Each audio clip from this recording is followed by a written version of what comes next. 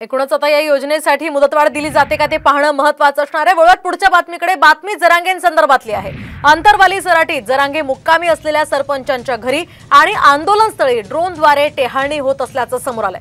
3 दिवसांआधी सुद्धा असाच एक प्रकार घडल्याचं बोललं जात आहे। तर या सर्व प्रकाराची गावच्या सरपंचांनी पोलिसांना माहिती दिली आहे। तसंच हे तक्रार सुद्धा ते दाखल करणार आहेत। मात्र ड्रोनद्वारे कुणी जरांगेंवर आणि त्यांच्या आंदोलनावर पाळत ठेवू पाहतंय का, असा एक सवाल या निमित्तानं उपस्थित होतोय। दरम्यान या प्रकारानंतर जरांगे यांना Z+ सुरक्षा देण्याची सुद्धा मागणी होतीये।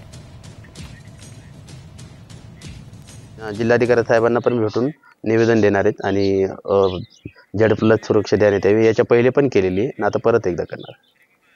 दरम्यान या घटनेनंतर आता विरोधी पक्षनेते विजय वडेट्टीवार यांनी सुद्धा जरांगेंच्या सुरक्षेची मागणी केली आहे। तर अंतरवाली सराटीमध्ये टेहाळणीचं कारण काय, असा सवाल वडेट्टीवारांनी उपस्थित केलाय। तसंच जरांगेंच्या जीवाला धोका असू शकतो, त्यामुळे त्यांना पूर्ण संरक्षण देण्यात यावं, असंही वडेट्टीवारांनी म्हटलंय। तर यावर जरांगेंना आधीच संरक्षण दिलं असल्याचं शंभूराज देसाईंनी स्पष्ट केलंय। अंतरवाली सराटी हे या गावावर ड्रोनने टेहळणी करण्याचं काम तिकडे आढळून आलेलं आहे।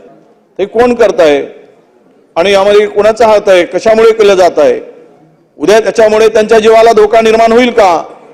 आवश्यकता पडली तर जरांगे पाटलांना पूर्णतः संरक्षण द्या, परंतु त्यांच्या संरक्षणाची हमी सरकारने घेतली पाहिजे।